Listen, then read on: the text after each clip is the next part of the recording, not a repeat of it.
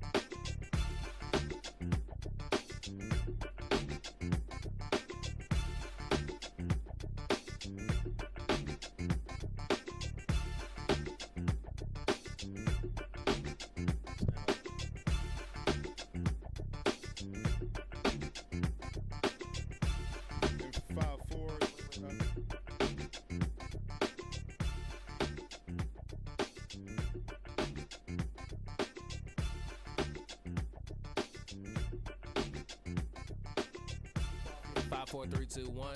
How you doing, Roland? How you feeling today? 5, 4, 3, 2, 1, 1, 2, 3. Stand by. 5, 4, 3, 2, 1. Go ahead.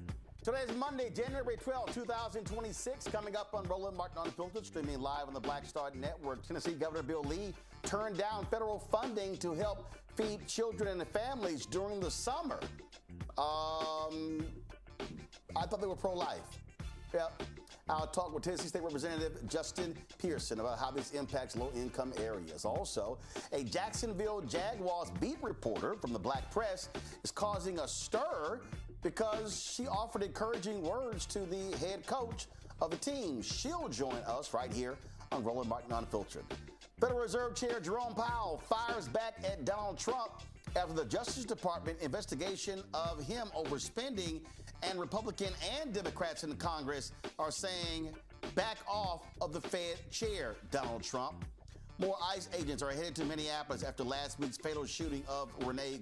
Plus, Lieutenant Governor of Michigan Garlin Gilchrist suspends his gubernatorial campaign. He announces he's running for another office. Plus, Donald Trump told the New York Times that the results of the 1964 Civil Rights Act, the one that ended segregation and race-based discrimination, left white people very badly treated. Yeah, you know I got something to say about that. And I keep telling y'all, these Republicans are absolutely positively not pro-life. Wait till I tell y'all what Trump's EPA is doing when it comes to pollution. It's time to bring the funk. I'm Roland Martin Unfiltered on the Black Stud Network. Let's go. He's got it. Whatever the miss, he's on it. Whatever it is, he's got the scoop, the fact, the find. And when it breaks, he's right on time and it's rolling. Best believe he's knowing. Putting it down from sports to news to politics. With entertainment just for kicks, he's rolling. It's on go, roll, roll, y'all. It's Roland Martin, yeah. Rolling with Roland now. He's funk, he's fresh, he's real, the best, you know he's Roland Martin now.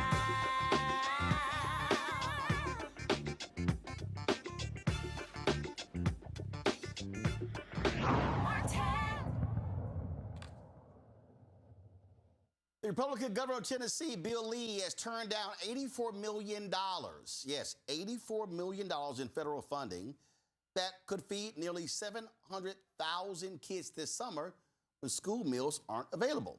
Instead, the state is running a smaller program that reaches fewer kids and gives the administration control over who gets help. Critics say this leaves hundreds of thousands of children hungry. For families counting on summer meals, this is a major deal. The governor says his program is better for Tennessee, but for how many kids? That federal money, of course, could have made the difference between eating and going hungry. Joining us now is Tennessee State Representative Justin Pearson. Glad to have you back on the show, Representative Pearson. Look, this is not just the first time a Republican governor has done this. We saw DeSantis do this. We saw Texas Governor Greg Abbott do this. These people love saying they're pro-life, but it's amazing how they love to deny basic food benefits for the most vulnerable.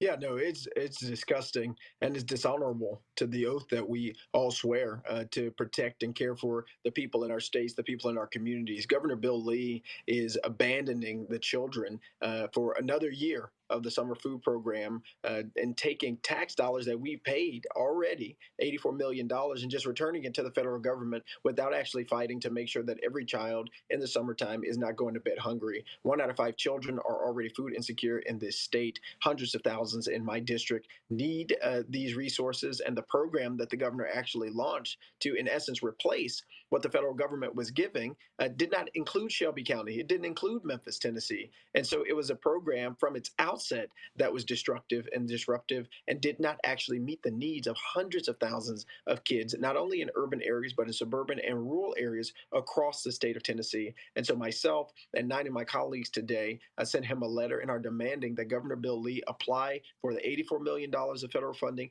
that's already been allocated for our state to be able to feed hungry children. A lot of people claim Christianity and claim these faith practices, but when it comes to actually feeding hungry people and feeding hungry children, they don't do it. And it's time for this hypocrisy to cease, time for the shenanigans of these games to end by this Republican party, and time to care for people in our communities. I'm confused. So he has a program, but it didn't include Shelby County where Memphis is, but he's the governor for the whole state. So was he only trying to feed white rural Tennessee? Mm-hmm. I mean, he cared about certain children. He just didn't care about our children. He didn't care about our community. Memphis, Shelby County was not included in his pilot program for trying to replace what the federal government is doing. And right now, we're facing a budget deficit of nearly $1 billion that's being reduced. Even our veterans didn't get a single dollar increase in the budget this year because of the actions of this administration that have been fiscally irresponsible, giving tax breaks to the billion-dollar corporations and not caring or investing in people. But we know this federal program has resources allocated intentionally to help poor people. That's poor Black kids, poor Latina kids, poor white kids, and poor people in the state of Tennessee that we are not getting access to simply because of a decision by this governor and his administration not to care for our children. And that is so consequential to the health and the well-being of our families, of our communities, but it's devastating to the children who are going to bed hungry at night when they don't have to. The money's there. So often in government, you hear people say resources are scarce, but right now we know the resources are available. We have a lack of political will and human care affecting and infecting us right now. So they like government money for other things, but not federal government money when it comes to feed hungry children. In essence, right? You know, when it comes to programs or ideas that they have that they think are going to move forward this agenda of hurt, of harm, sending in the National Guard to places like Memphis and getting federal money to be able to do so, getting federal investment in the form of military occupations that are arresting people unlawfully and unjustly in Memphis, in Minneapolis, all across the country. Those are the types of things that they are manning federal investment. But when it comes to actually meeting the bare needs of people, the dealing with the affordability crisis, feeding hungry kids, somehow Republican Governor Bill Lee is saying he doesn't have a responsibility to them. He doesn't view them as worthy of being able to eat in the summertime when we know they're not getting as much food because the school system is closed. And we know there are hundreds of thousands of people in our state and across the country who rely on food programs to be able to eat meals. That isn't something that should be political. It is not something that should be partisan. It should be something that is a moral issue and a moral question that we should obviously accept our tax dollars back to help the poorest and those who are in the most need, just like we should be expanding Medicaid in the poorest states in the country so that people can have access to it. And just like we should be making sure there's an Affordable Care Act premiums for people so that their premiums aren't going up 200-300% so that they'll be able to afford health care and not worry about dying because of an illness in a state like ours that has the most medical debt of any state in the United States of America. Their morals and their mentality is misplaced and is placed on the priorities of profit of corporations, but not actually caring for people. All right, then, Representative Pearson, we appreciate it. Thanks a lot. I appreciate you. Let's keep up the fight. Yes, sir. Indeed. My panel is Dr. Ome Congo Dibinga Sr., professor and lecturer at School of International Service, American University. Glad to have him with us. Also, author of Lies About Black People, How to Combat Racist. Dr. Terry Ann Scott, director of the Institute for Common Power out of Phoenix, Arizona. Glad to have both of you here. This is what I don't understand, Ome Congo, and it is very basic. Federal government allocates this money. It goes to feed constituents. It goes to feed people. But you have these Republican governors who go, oh, no. We don't believe in these federal funds, so therefore we're going to decide that we're just going to turn this money down. I remember during COVID when all these Republican governors like Bill Lee were boasting about their surpluses. Do you know why they had a surplus? Because of federal money. Yeah, absolutely. Yes. And it's amazing that this continues to happen when you see these governors show a clear, callous mindset for the people of their state. They don't care if it's red or blue in terms of the people who voted for them or did not vote for them. Yes, obviously, when they talk about, excluding areas that include Memphis, there are Republicans who live there. There are white people who live in these spaces as well. Clearly, not as many as people who may be affiliated with the Democratic Party or who are just black and brown. But I always find myself asking, where are the people? Where are the people of Tennessee who can say, I voted for you. Why are you doing this? Why are you destroying my family as well? I think some of these citizens of these states, they're comfortable with it all being burned to the ground as long as some other folks don't get ahead, as long as we don't get fed, as long as other brown folks in their communities don't get fed, because this is absolutely atrocious. I mean, they have this mindset of, well, I guess, we'll get fed some other way. But these are people who are never going to be leaders for all of the people. But enough of these white Republicans in these states are not standing up and speaking up. And so people like Bill Lee, they can get away with this continuously. And again, Roland, I've been watching the news all day. This is the first time that I'm seeing this story talked about anywhere. I mean, it's been written in some articles here and there, but in terms of like news and television and the like, it's not being discussed. And this is another way why these guys get over. And it's disgusting. And I'm so thankful for representatives like Pearson who are out there talking about this, and for you who are doing it. But when the people of these states start to stand up, when the people lead, the leaders will follow. And there are too many people in Tennessee who are just complacent and comfortable with this happening, even if it's at their own expense. And we can talk about everything from what's going to happen in the school budget cuts, other things that are affecting the poor, Meals on Wheels programs, programs affecting senior citizens, run down the list. So many of this is getting cut, but they don't really seem to care. And that's why these governors continue to get over. Terry Ann, the reality is what we're facing, it's an attack on poor people. It's specifically an attack on poor Black people and poor Latinos and others. And this is where what we keep saying, people are going to have to rise up and take to the streets, nonviolent protests, but also they've got to maximize their voting power, because we're seeing this all across the country. And as long as people are willing to sit elections out, these crazy, deranged MAGA people will hold power. That's right. And I think your point that it is tied completely to the vote is a valid one.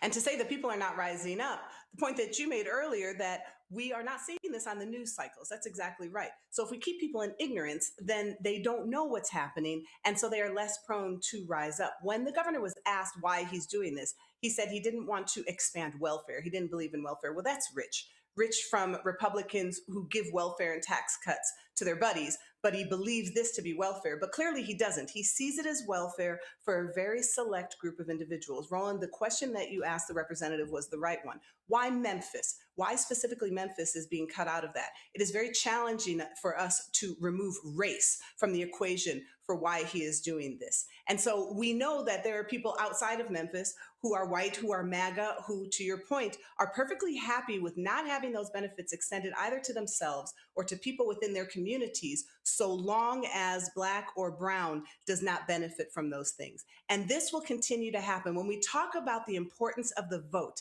and people say it doesn't matter, number one, we know that there are local elections that are won or lost by a handful of votes. Number two, if your vote didn't matter, then Republicans wouldn't go to such efforts to stop you from casting it. And so it is important for us to understand that even something like a summer program for food insecure children is tied to our elections. Indeed. All right, folks, hold tight 1 second. I got to go to a break. We come back. We're going to talk about ICE in Minneapolis. Illinois and Minneapolis are now suing ICE. As a result, you got some other wild things happening out here with Trump saying, oh, my God, whites have been so hurt because how dare Congress pass the 1964 Civil Rights Act. Yeah, I got a couple things to say about that. So we'll break it all down. We come back right here on Roland Martin Unfiltered on the Black Star Network.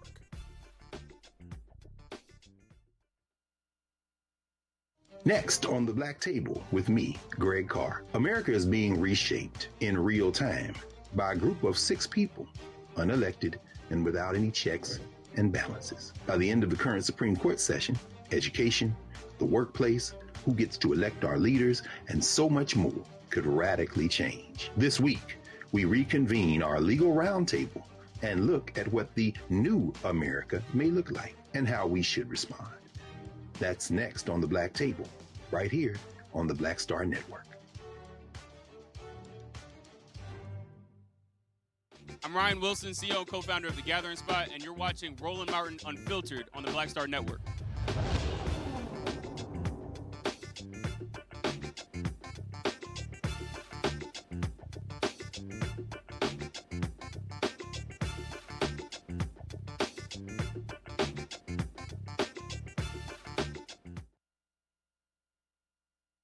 Well, the twice impeached, criminally convicted felon-in-chief Donald Trump's Justice Department is going after Federal Reserve Chair Jerome Powell. The DOJ is looking into Powell due to the $2.5 billion renovation of the central bank's headquarters. The investigation focuses on Powell's congressional testimony regarding the project, which is connected to allegations of misleading information provided to Congress about the renovation's cost and scope. Powell released this video, frankly, slamming this investigation. On Friday, the Department of Justice served the Federal Reserve with grand jury subpoenas, threatening a criminal indictment related to my testimony before the Senate Banking Committee last June. That testimony concerned, in part, a multi-year project to renovate historic Federal Reserve office buildings. I have deep respect for the rule of law and for accountability in our democracy. No one, certainly not the chair of the Federal Reserve, is above the law. But this unprecedented action should be seen in the broader context of the administration's threats and ongoing pressure. This new threat is not about my testimony last June or about the renovation of the Federal Reserve buildings. It is not about Congress's oversight role. The Fed, through testimony and other public disclosures, made every effort to keep Congress informed about the renovation project. Those are pretexts. The threat of criminal charges is a consequence of the Federal Reserve setting interest rates based on our best assessment of what will serve the public, rather than following the preferences of the president. This is about whether the Fed will be able to continue to set interest rates based on evidence and economic conditions, or whether instead monetary policy will be directed by political pressure or intimidation. I have served at the Federal Reserve under 4 administrations, Republicans and Democrats alike. In every case, I have carried out my duties without political fear or favor, focused solely on our mandate of price stability and maximum employment. Public service sometimes requires standing firm in the face of threats. I will continue to do the job the Senate confirmed me to do, with integrity and a commitment to serving the American people. Well, folks, this has not sat well with Republicans and Democrats. So go to my iPad, Anthony. This is a tweet posted from North Carolina Senator Republican Tom Tillis. Now, it's amazing how he got he got a lot of guts dealing with Trump since he announced he was not running for re-election in November. He said if there were any remaining doubt whether advisors within the Trump administration are actively pushing to end the independence of the Federal Reserve, there should now be none. It is now the independence and credibility of the Department of Justice that are in question. I will oppose the confirmation of any nominee for the Fed, including the upcoming Fed chair vacancy, until this legal matter is fully resolved. Now, keep in mind, in a couple of weeks, the Supreme Court is going to be hearing oral arguments concerning Donald Trump's attempt to dismiss Federal Reserve Board Governor Lisa Cook, African-American. Trump's previously fired Cook, again, the first African-American woman to serve as a Federal Reserve governor, citing allegations of mortgage fraud, which, of course, have never been proven whatsoever. As I said, there are other Republicans and Democrats who have been blasting these actions with the Federal Reserve. Terry Ann, let's just be clear. Donald Trump has been attacking the Federal Reserve since these MAGA idiots put him back in the White House because he wants them to lower interest rates because his economy sucks. So he's been blaming Jerome Powell for everything. And Powell was saying, dude, the reason the economy is bad is because your dumbass tariffs. Right. So number one, let's make it very clear that there have been no criminal charges placed against Cook. So I think that's important for us to understand. These are false claims coming from the administration in an effort to unseat her. And as you noted, a long line of Black women that he has worked to unseat because of whatever threat he feels from the success of Black women. Number two, I think it's very important that Powell did this, to come out and say very clearly that they are investigating me under a pretense of me misusing funds for creating changes to a federal building, which is really quite ironic given that half of the White House has been knocked down to build some gaudy ballroom. And so Powell has said this and said, no, the reason is because I essentially won't kowtow to the whims of a wannabe dictator.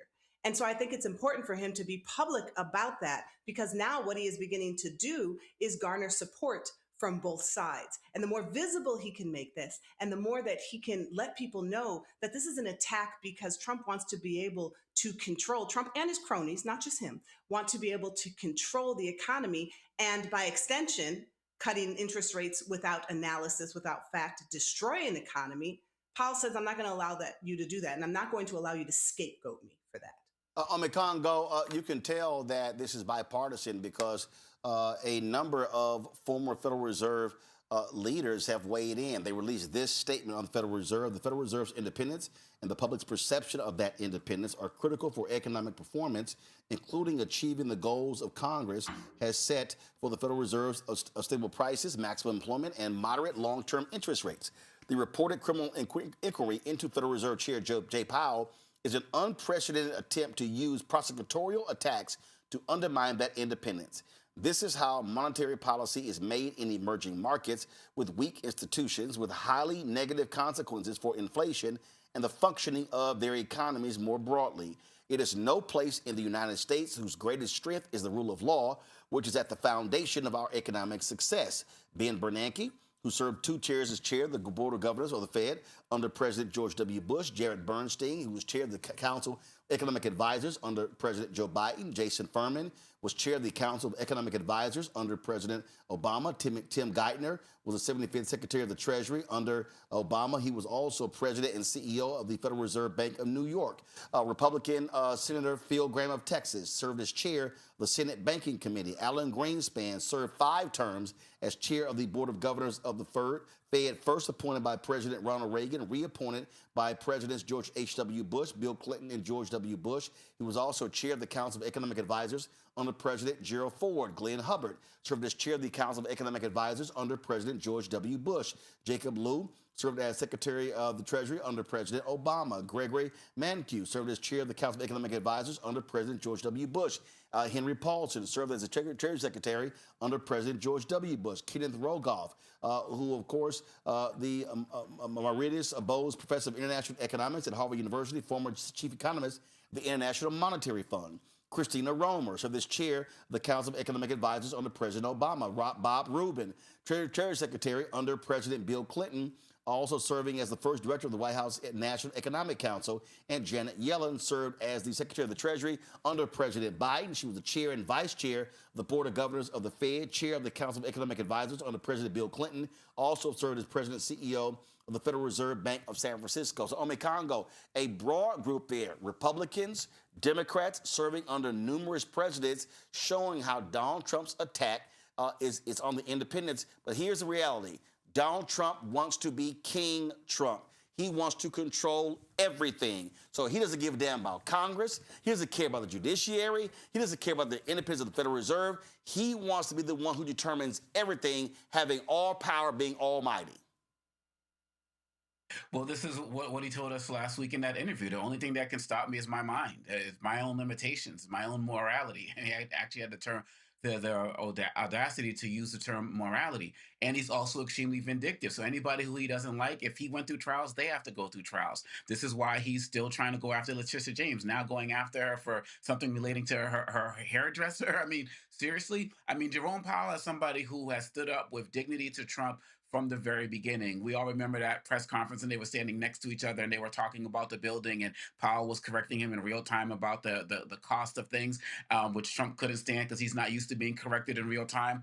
This man's term ends in May of this year, even though he stays on the Board of Governors until 2028. In terms of the chair position, he's almost out the door. But Trump can't stand this. I believe the reason why we're seeing a lot of this bipartisan, these comments coming from members of the Senate and former people who had his positions and other financial experts is because this is going to be messing with their money. This is going to be messing with the stock market. This is going to be messing with their investments. The independence of the Fed is the thing that separates us from being like other countries, as was mentioned in that statement. And so these guys, you start talking about their money, there's going to start to be a change. You're going to start to see more interventions publicly or privately from members of the business community as well. Just how you're kind of seeing with some of these big oil execs who are like, we're not really going to be going into Venezuela. What you talking about? It's uninvestable for us right now. And so I think this joint statement is powerful. You're going to start to see more Republicans speaking up. Obviously, you're going to have more Democrats speaking up. But the question is going to become, what actions are they going to start taking? Tom Tillis talking about slowing down appointments. Yeah, that would have been real nice at the beginning of this administration, right? But like you said, he's not running again, so he can feel like he has a little bit of more gumption right now. But Donald Trump's only going to become more emboldened, which means that these leaders have to become more emboldened in how they act to stop him before it's too late. Absolutely. All right, folks. Lots more to talk about on today's show. Quick break. We come back.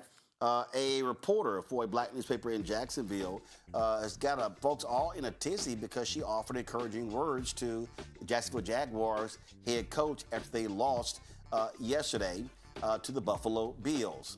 Lil Duval is really upset because they lost as well, the comedian, but that's why I'm rocking my Texans jersey. Don't worry about Lil Duval.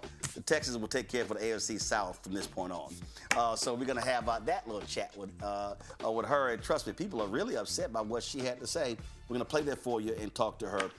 And we'll talk about Minneapolis, ICE, and how they're being sued by 2 states as well. Folks, you're watching Roland Martin Unfiltered on the Black Star Network. Don't forget, support the work that we do. Join our Bring the Funk fan club. Our goal is to get 20,000 of our fans contributing on average $50 each a year. That's $4.19 a month, 13 cents a day. If you can't do that, we understand that. And so we've had people give us 25, 10, 5, a buck as well. Some people have given us more than that, 50, 100, 500, 1,000, or even higher. And so it's all about supporting the work that we do. Lots of different things that we've done.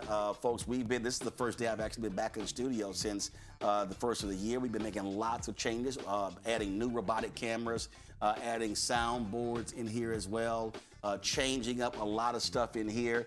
We've brought in whole new equipment for our remote productions. You name it, we've been doing all of that. Completely changing our audio system in the control room.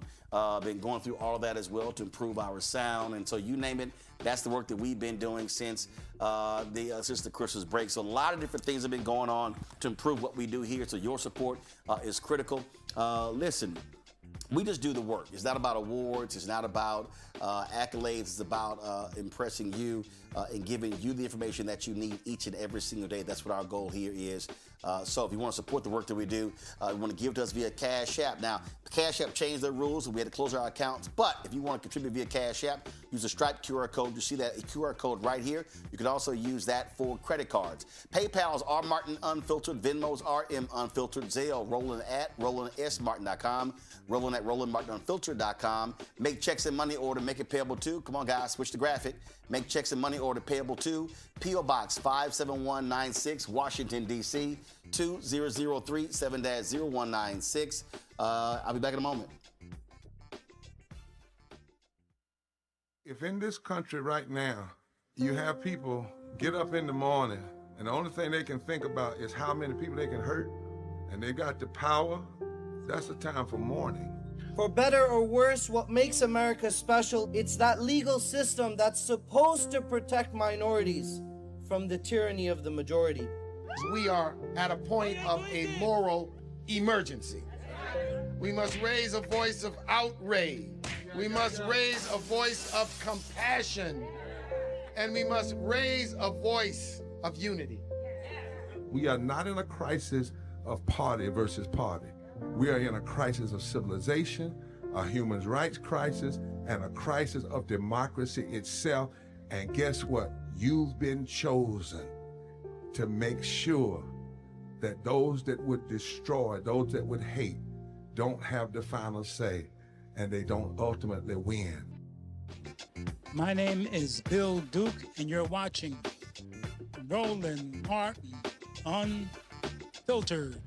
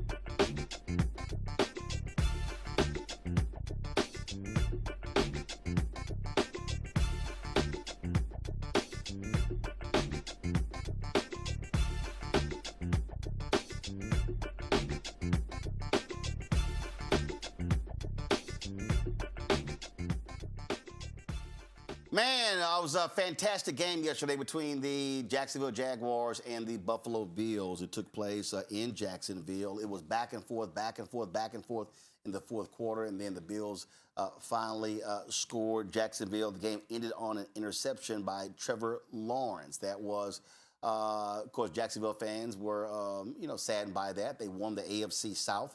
Of course, my Texans came in second. And they were trying to win this playoff game after having a dismal last 3 or 4 years. So at the post-game news conference, Jacksonville Jaguars head coach Coen was at the podium. And then this exchange happened with Jacksonville Free Press reporter Lynn Jones-Turpin. Jones, Jacksonville Free Press News. I just want to tell you congratulations on your success, young man. Thank you. You hold your head up, all right? You guys have had a most magnificent season. Thank you. And you did a great job out there today. Appreciate so you just hold your head up, okay? Thank and you, ladies ma'am. and gentlemen, Duval, you the one, all Thank right? you, ma'am. keep it going. We got another season, okay? I appreciate Take it. care and much continued success to you and the entire team. Thank you, ma'am. Well, y'all, that had the sports journalism world in a tizzy. You had lots of reporters who were saying, oh, my God, she's wrong. That was grossly unprofessional. How dare she do that? That's not how reporters are supposed to operate. You're supposed to be there and ask questions and not be a fan. Well, Lynn Jones-Turpin, she's been doing the rounds, talking to different people. She joins us right now. Lynn, glad to have you here on Roland Martin Unfiltered. So, yes. So take us through. First of all, do you cover all of the games, or were you only there for yesterday? And how long have you been doing what you do there for Jacksonville, for the Jacksonville Free Press? Yes, covered the games. How you doing, Roland? Doing Good good. to talk to you. Appreciate the call. Yes, I'm at the games. I've been affiliated with the Jaguar games more than 25 years. I was with the Jacksonville Jaguars under the tutelage of Tom Coughlin. I worked in the season of first. So I've been attending the games. I report on the games. I've been a reporter. I'm with the Black Press. And this is what we do. So it wasn't nothing. It wasn't not normal. They're talking about my credentials and what I shouldn't be credentialed. The season is over. The bottom line. And the man came out. He was emotional.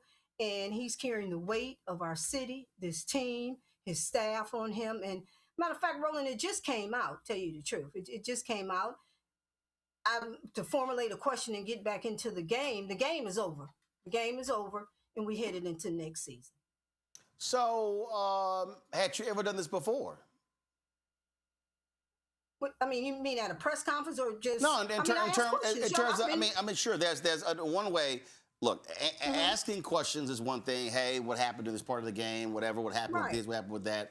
But had you ever offered words of encouragement to not just football, but any other sport before? Was this the first, or had you done it before? Definitely. No, it's not the first. I've always congratulated and tell them much success, and no, that's not the first time. I think it's the first time because it went viral. I think it's the first time because of the kindness. And then number two, you have to realize the Buffalo Bills won that game. So the fact remains that Jaguars are getting this recognition from about a coach who didn't win the game. That seems to me to be the issue, but yet you're dissecting what I said to him, which was only positivity. Mm-hmm. And I don't know, but there's no protocol on what I can ask or what I can say. So there was no confusion for myself. So you say no protocol. So for instance, so Adam Schefter, ESPN, he had posted, this is an awesome post-game exchange between a reporter and Jaguars head coach Liam Coen. Jamel Hill said there can't be a reporter because if so, I would not have used the term awesome. Pat McAfee of ESPN has defended you, calling people who are complaining about what you had to say a bunch of curmudgeons. And again, what you have here is you have this back and forth in terms of how reporters saying this is how reporters are not supposed to operate. And that is you don't cheer in the press box. You don't root for the home team. You do those different things. Those rules. Exactly. And so I know those rules. Gotcha. I know, but we're at a press conference. I'm no longer in the press box. Mm-hmm. When I'm in the press box, I follow the rules and the regulations. I've been in the press box since the team set foot on the field. So yes, I know the rules and regulations in the press box, and I follow those rules without any problem. And you and I know both, we know that. You follow the rules. So upon leaving the game and the team, I just headed back down. You know, you go down to the corridor, go to the press conference, and that's what came up. I mean, everyone was asking all these questions, and when she gave me the mic, it just came out, Roland. It just came out. I wasn't trying to look at what, oh my God, I need to go in the third quarter and the punt in the fifth down. The game is over. Now, after that, what was it? Josh Allen, I think he came up to the podium, and one of the reporters, he told him, let him know, excuse me, I think I've already answered that question. So sometimes you can have a barrage of questions and everybody's asking the same question. So it didn't mean that, oh, I'm his fan. I've never met him. I don't know the coach. I know the coach who he is for Jaguars. He came here. It's been a year, Duval, this and that. But I wasn't trying to be a fan. Yes, I am a fan, but I know my personal working relationship with the Jaguars, with the Black press, and what I do as a reporter. So it just happened, and it came out to give this man a congratulatory and to say, hey, keep your head up, yo, man. You the one. I mean, I didn't know that would cause such a rift. But it's been quite positive, not for myself, the paper, all the young people in this city, people who I know, who know me personally, didn't even see it, but they heard my voice. I have a lot of young people, and I'm president, I'm VP now of the Association of Black Journalists here, and a lot of our members, young people. And he told me when I went to the station today, he said he had just lost a love of his. And the words, he heard them, and it encouraged him. So a lot of people just heard my words, Roland, from around the world. It had nothing to do with, I'm a fan, and oh, you did this. I let the man know you did have a most magnificent season. We are 13-5, and so what was wrong with that? I got a kick out of black folks when at first they said, I don't even know who asked that question. They said, but I know that's an auntie asking that question. So black folks, black people talk, so that they've been calling you auntie because they said that sounds just like a black auntie right there. This was that's a tweet. The word on the street. This was a tweet from Brian Shable. He said, I've known Lynn for about 10, 11 years. We usually sit in the same section of the press box. She brings such positivity to every game, even during the many losing seasons. No one was more excited than she was about the Jags' performance against the Titans last week. She's a wonderful person, and I'm so happy that this has been received so positively. Thank you. Thank you. Yes, and it has. And matter of fact, guess I was on with Kenan Thompson and Kevin Hart today. I'll be on their, I don't know if I was supposed to say that, but I'll be on their show tomorrow, 8 p.m. on Prime Video. So watch out for me. I have to, get Kevin right, tell him to keep his head up and stay in the game. So this is one of the things that, so let's be real clear, okay? And Wesley Lowry has written about this as well. Because what happens is in our business, you have this what is called objectivity. And that is when you're a reporter, you're supposed to be objective. You're not supposed to show favor. You're not supposed to be against, not supposed to be for. You're supposed to be even keeled. But one of the things that he's talked about in the past is that objectivity actually was not always the case, that really came about in the 30s or something along those lines. And one of the things that is hard for a lot of people to understand is that those of us in Black-owned media, we've operated by our own rules. We haven't operated by the rules of white media. So when you talk about in terms of reporting relationships, I mean, what people don't understand that when in Little Rock, Arkansas, when they were plotting the Little Rock Nine, when they were plotting that, the Black press was actually in the room with them, and the relationship between MLK and Lerone Bennett, as well as Simeon Booker, between Ebony and Jet. And so a lot of folk really have no understanding in terms of when we talk about the Black press, how we operate by our rules, not y'all rules.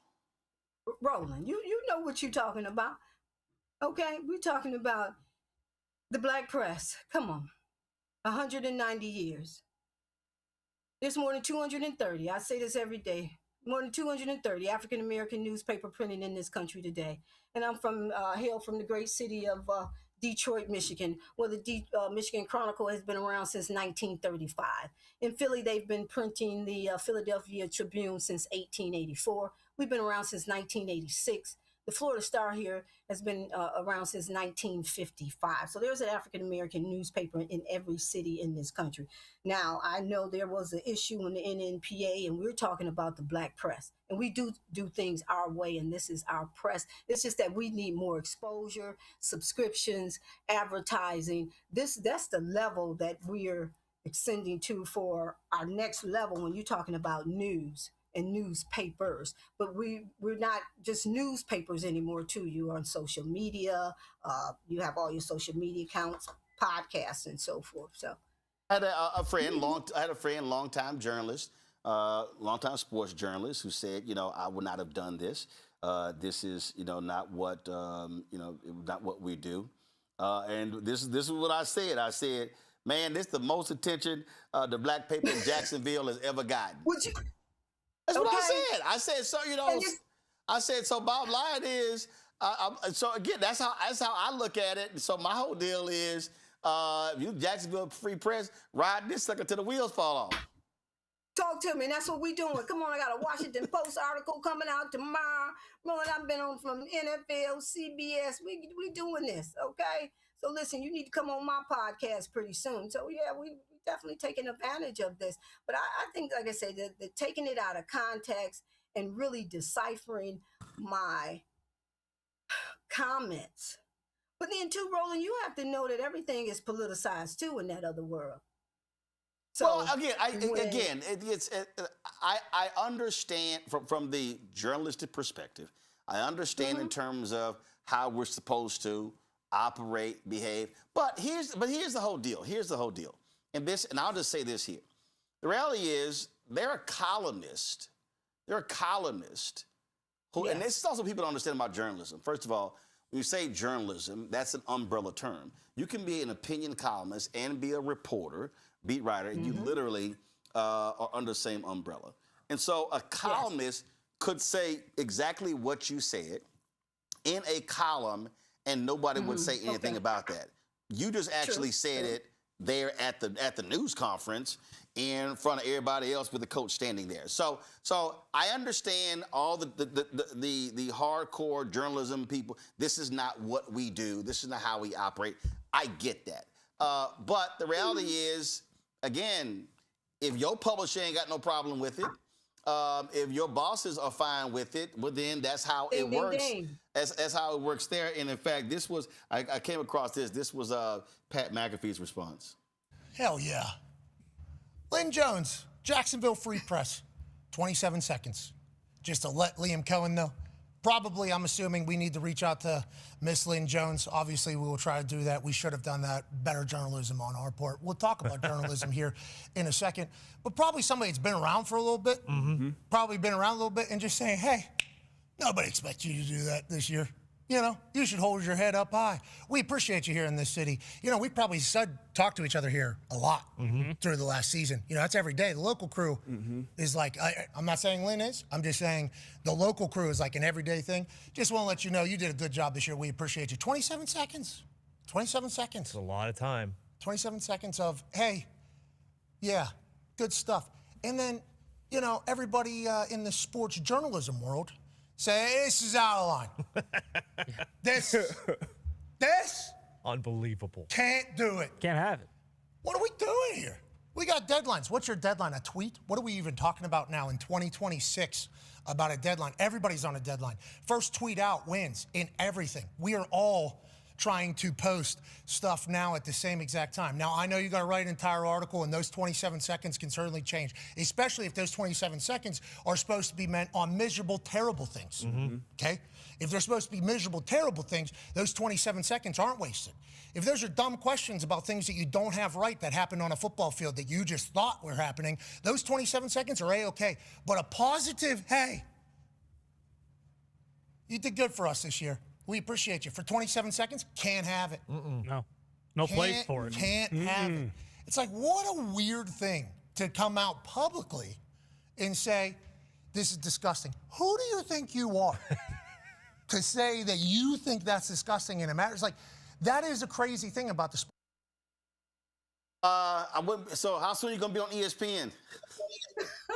I think I have him tonight, matter of fact. I think I have him tonight.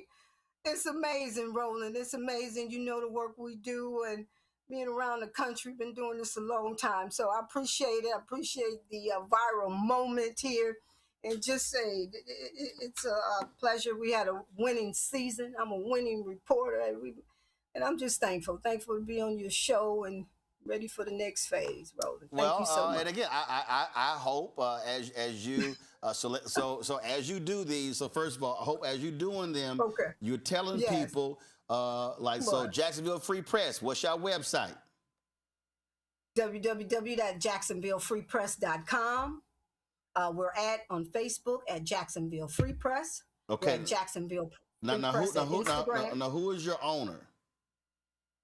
Sylvia Perry. Okay, so tell Sylvia. Okay, She's all the right. publisher. Yes. Okay, all right. So I may have met Sylvia at an NMPA event. I may have met her there. So tell Sylvia right now. I need you to tell Sylvia right now. I need Sylvia to get with the person running the website, and I need Sylvia. Get thrashed today. No, it's up right now. It's up. I got it up right now. Okay. All right. Yes. So I need them to change the website right now. Okay. Okay. Forget rid of that slideshow. Need to have you. Yes. Need to have you at the top. Get rid of that slideshow. Kiwanis celebrated on the First Coast. It's old. Okay, need you at the top. Yes. I need a big ass donate button. I need a big ass banner at the top. Okay. Yes. Okay. If the Mayo Clinic ain't paying y'all, get rid of that. Get rid of that. Paying. Come on, Roland. All these people paying. No. I don't know, because the ad they switched. You, Roland, Roland. Follow me. No. Hold up, Lynn. I'm trying to get you more money to follow me here. Okay, go ahead. I need Sylvia to put a big ass donut button up here, donate button. Say support the paper, get your subscription, support us, same way we do, and so because y'all are getting way more attention. Y'all going all around the globe. It's called maximizing the moment. So don't sit all these interviews. These interviews are free. That don't mean nothing if it ain't helping the paper. So tell folks if they want to support the black press, they want to support layout. Hey, you want to hire more reporters? This is what we looking to raise. And so I'm not lying. I would sit here. So when you with Kevin's show and the rest of them say, hey, we want y'all to be supporting black-owned media as well. And so we're trying to hire interns or whatever. I'm saying while all this attention y'all getting, maximize this, Lynn. We're doing it. We got some calls tonight. We're doing it. We have our attorney on the phone. Everything's moving forward. Yes, sir. But I want a big ass donate button on the website. We talked to our website guy already today, Kermit out in Houston. No Regret Media. We're working it. We got some T-shirts coming out. We got a lot of stuff going on. So anything you could suggest, we greatly appreciate it. And thank you so much. We appreciate you coming to Jacksonville, EWC. Okay, Roland, thank you. So I appreciate it. Now, listen. Now, let me be real clear. You see who I'm rocking. Yes, sir. You see who I rep. Oh, yes, I see. Yeah, you see who I rep. So just want to let you know, we gonna handle the business tonight for the AFC South. Okay, all right. The Texans gonna represent the AFC South tonight. Just want to go ahead and just let you know that. All right, word up. And listen, keep your head up and much continued success to you. I appreciate it, and I hope this great. So y'all sell a bunch of shirts, make a bunch of money, and support Black Press. Oh, we shall definitely do it. All right, Lynn, thanks a lot. Thank you. Good luck. Again, Terry, I understand. Again, I've been in journalism since I was 14 years old. I get the whole deal. But listen, I'm like, yo, make some lemonade, make some lemonade, make some lemonade. That's what I want to. That's my whole deal. I mean, again, black press never get attention, okay, unless something bad. I remember when I ran the Chicago Defender. Every time something went wrong, it made headlines And when I took over, I said, no, we got to change these headlines because it can't all be bad news every time they bring us up. But this is one of those moments, again, where you maximize a moment. I mean, I want them to maximize the hell out of this moment.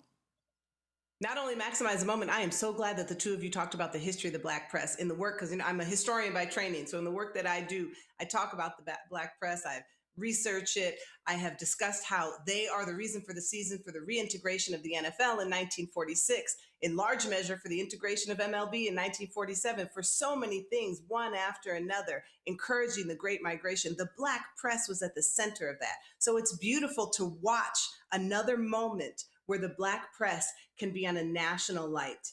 And as far as what she said, I was scrolling this morning about 4 a.m. and saw what she said. I was shocked to hear that there was any pushback and criticism. This was a human moment. And she was telling this young man, and his whole countenance, his whole disposition changed when she was talking to him. So, kudos to her for doing that. And I'm so glad that you pulled up the website and said, hey, gave a little direction. Make sure that you capitalize on this, because the Black press, and that paper in particular, deserves the visibility. And Congo, when it first happened, I knew the reaction was going to be. I knew it was going to be. And again, I understand our business, the rules, how things are supposed to go. I understood that. And my whole deal was, when I heard it, I knew this was a sister. So I didn't know what. Yeah. And here's the deal. I didn't know if she was a reporter. I didn't know if she was a family member. I didn't know any of that whole deal. But I do think folk can get too crazy with this. And my whole, as Pat McAfee said, it was 27 seconds. It was 27 seconds. And you know what? I'm gonna say it again. The Jacksonville Free Press ain't never, ever, ever. Matter of fact, I'll say this right now. If you take every black newspaper in America and all the black papers combined in the last year ain't got this much attention. And so I love the fact that when she goes on, she mentions NNPA, she mentions the Black Press of America in the papers as well. So that's how I see this thing. Well, yeah, and I appreciated what Jamel Hill also said on her page. She was like, y'all spending so much time critiquing, you also spend as much time going to the website or the social media for this newspaper and actually following it and support it. Why not do that while you're talking all of this stuff? Look, I can't remember the last time I heard basically a human moment, in these press conferences, as it relates to this particular interaction. Some people may get up there, and be emotional about a loss or so on and so forth, but I'm talking about the interaction. But on the flip side, Roland, people are quick. Remember what they did with LSU and Angel Reese? I mean, you got these journalists out there who will do everything to demonize black athletes, sexualize them in the case of Angel Reese and some of these guys out there, and paint them in all of these negative lights. And people don't give them nearly as much critique or condemnation as they rightfully deserve. And so to have a situation like this happen, I think is beautiful. But not only is it beautiful, the positive feedback that she's receiving in a world of so much negativity in and outside of sports, to have this moment and to be recognized for it is beautiful. But like you said, Roland, in the way that world that we live in now, you also got to monetize that joint. So you got to make that happen too. Oh, absolutely. Hey, I'm telling you, Jacksonville, y'all, get them shirts printed now. Get that donate button up now. And all of these celebrities having you on their show, tell them cut a check to the Jacksonville Free Press. I'm telling you right now. I'm going to go ahead and say it, Sylvia. Y'all need to put a request of $250,000. And so say you want to create 4 journalism fellowships with that $250,000 for folks to be able to be on staff and report. Hey, I ain't got, in the words of Frank Lucas from American Gangster, I'm going to get that money. That's right. That's right. I got no problem asking for that money at all. Mm-hmm. All right, y'all. Going to a break. We come back. Black Star Network headlines with Brittany Noble. We're going to talk about Trump. Oh, my God, white people. Hey, it's been so rough for them since the Civil Rights Act were passed. So, yeah, what was life for black people before that was passed? A lot we're going to talk about in our second hour. We'll be right back. Roland Martin Unfiltered on the Black Star Network. said the quiet part out loud. Black votes are a threat, so they erased them. After the Supreme Court gutted the Voting Rights Act in 2013, Republican legislatures moved fast. New voter ID laws, polling place shutdowns, purges of black voters from the rolls. Trump's Justice Department didn't stop it, they joined in. In 2018, his DOJ backed Ohio's voter purge system, a scheme that disproportionately erased black voters. Their goal, erase black votes and political power. Yeah, that happened. These are the kinds of stories that we cover every day on Roland Martin Unfiltered. Subscribe on YouTube and download the Black Star Network app. Support fact-based independent journalism that centers African Americans and the issues that matter to our community.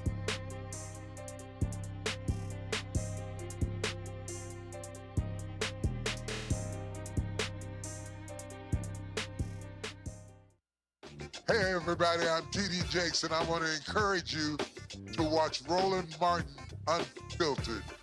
It'll blow your mind.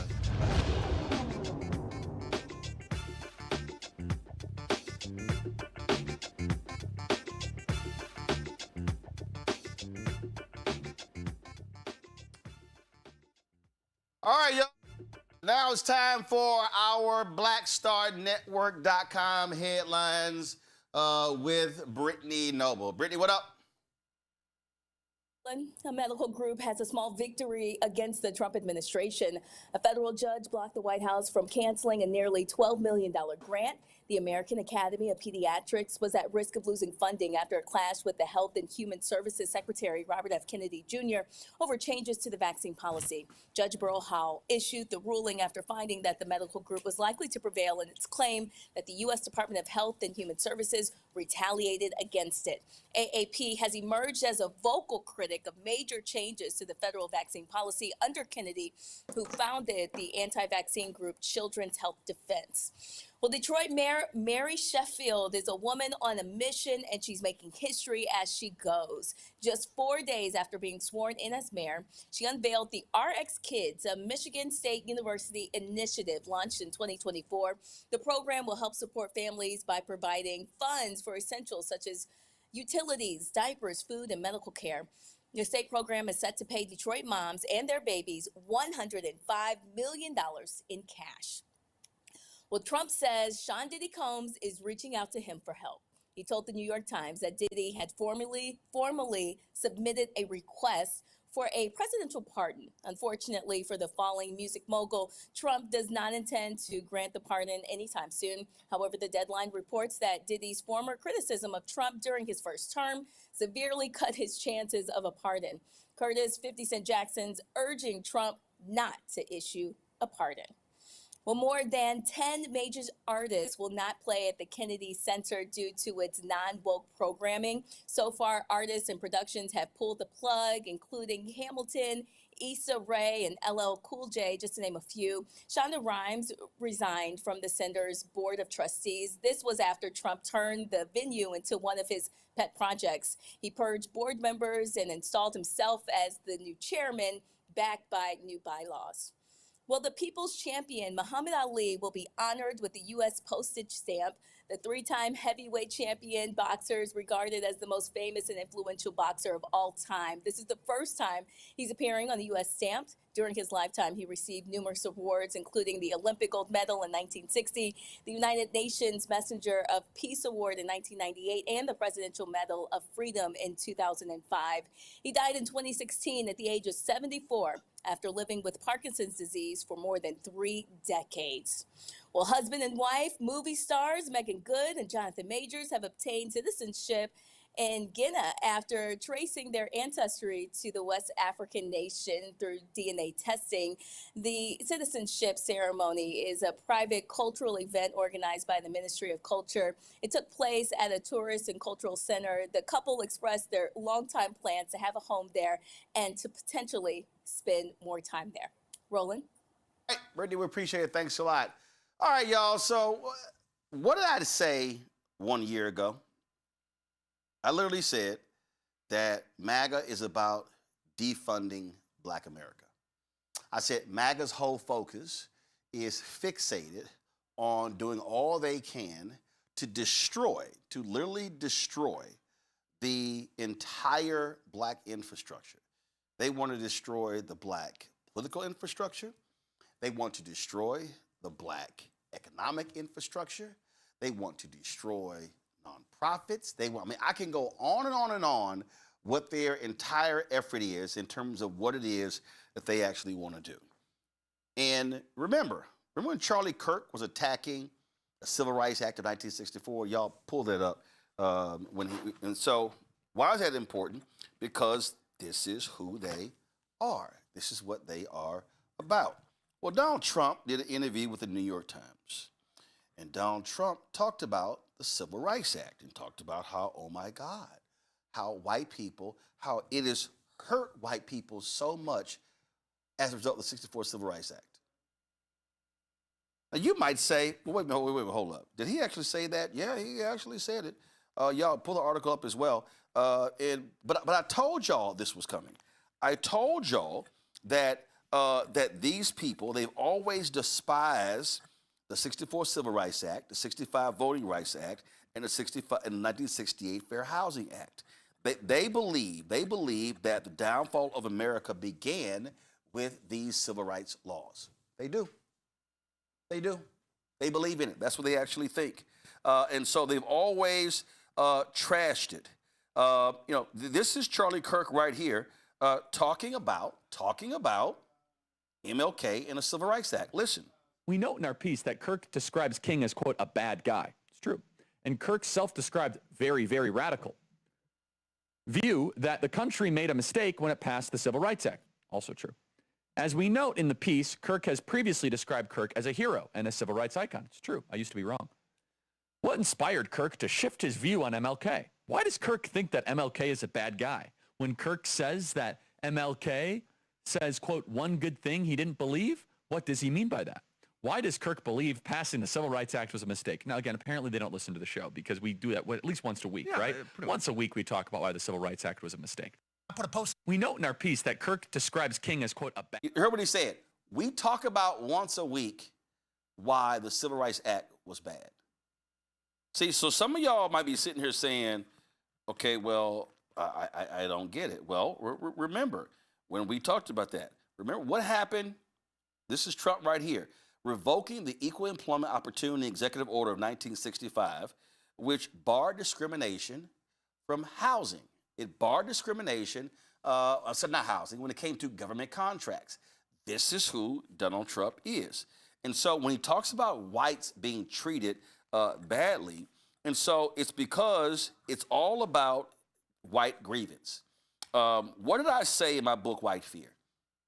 I said in 2009, in 2009, I said this, that we're living in the age of white minority resistance.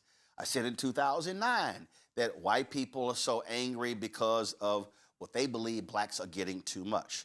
And so we've seen that over and over and over again. And so now we see the equal employment, here the EEOC saying, oh my God, if you're white, then if you've been discriminated against, please let us know. And so this is the article right here. Trump says civil rights led to white people being very badly treated. So this was an interview with the New York Times. It says, speaking to the New York Times on Wednesday, Trump echoed grievances amplified by Vice President J.D. Vance and other top officials who in recent weeks have urged white men to file federal complaints with the Equal Employment Opportunity Commission. When asked whether protections that began in the 1960s, spurred by the passage of the Civil Rights Act, had resulted in discrimination against white men, Mr. Trump said he believed, quote, a lot of people were very badly treated. White people were very badly treated where they did extremely well and they were not invited to go into a university to college. He said in paying reference to affirmative action in college admissions. So I would say that way, I think was unfair in certain cases, he added. I think was also, at the same time, it accomplished some very wonderful things, but it also hurt a lot of people. People that deserved to go to a college or deserved to get a job were unable to get a job. So it was reverse discrimination. And here we go. It was the reverse discrimination. Now, quoted in the article, Derek Johnson, president of the NAACP, said, quote, there was no evidence that white men were discriminated against as a result of the civil rights movement. the Civil Rights Act and efforts to rectify the long history of this country denying access to people based on race in every measurable category. All right, so I told y'all this was coming. I told y'all. So their entire agenda, Project 2025, is about showcasing, oh my God, how rough these things are for white men. And so we need to understand what people need to wake up on Congo to understand what is happening. They want to destroy any programming, anything dealing with race, because they don't give a damn about white folks having control. They don't care about discrimination against black people. They don't care about that. Their whole deal is oh my God, how things have been so awful for white people that let's eradicate all these programs because they think their world is falling apart. And what this really is about, white folks not being able to handle the browning of America. Seen so many posts in different places from people saying it's like y'all literally have everything, the Supreme Court, the House, the Senate, the presidency. You look at the CEOs of corporations, the heads of the majority of these universities. I mean, you can run down the actual list. And you see people like Christopher Rufo who put it out there clearly that they were going to target us. If you look across every industry, federal workers, people who are getting fired from corporate spaces, people who are getting fired from universities, programs that are being cut, university admissions. My daughter's applying to schools this year. You see the numbers decreasing for black people and especially black women across the board. So everything that you said in 2009, I remember you talked about being on a panel with somebody from CNN and they were like, oh, you're just being kind of extra with it. It's all playing out, and it's playing out on steroids, and it hasn't even been a full year. We're almost at a full year with this man. So there's only going to be more of it. Stephen Miller's white supremacy has been completely unleashed over, 400,000 women now, black women as it relates to the workforce. It is only going to get worse. And then you add ICE into it, you add what's going on in immigration, you add what's going to be going on with our schools. So when Trump talks about, some people couldn't go to college, which is an absolute lie, he's trying to have every type of way possible to put out more trigger words to rally up more white people who maybe have a little bit problem with what Trump's doing here and there, but he's giving them more chum. He's giving them more things to say, oh yeah, that's right. They did that. And so I'm now going to continue to be mad. And the fact that his base keeps falling for it when it's been clear that he doesn't give a damn about them, as long as he continues to give them racism as it relates to us and they keep falling for it. But at the end of the day, Roland, it is very clear that this was predicted. You stated it clearly in the book, and you stated it every year since. And if people don't wake up to that right now, I don't know if they're ever going to wake up. But it's not a question of waking up, Terry Ann. These conservative voters, this is what they believe. They believe, oh my God, we're losing opportunities because of those people. And here's what the real deal is. What they cannot stand is they now have to compete. The reality is these white folks they've lived this life, and all these young white men who are so mad, and they're not just mad at black people, they're also mad at white women. Oh, we're losing opportunity. Because see, here's the problem. These white folks believe that every job is theirs. They believe that every spot in a university is theirs. They believe that every contract is theirs. When that white woman, Abigail Fisher, sued the University of Texas because she couldn't get in and she had to go to Michigan, well, when they went through the actual courts, they realized that there were white people who had grades less than her, but they were admitted for other reasons. So she was running around thinking, oh, I didn't get this because of black people. No, boo, you didn't get in the University of Texas because white people got in, not black people. And so this is their problem. They believe, oh, I've got the grades, I've got this. So for them is, how dare you not accept me into the university, but you keep accepting those people.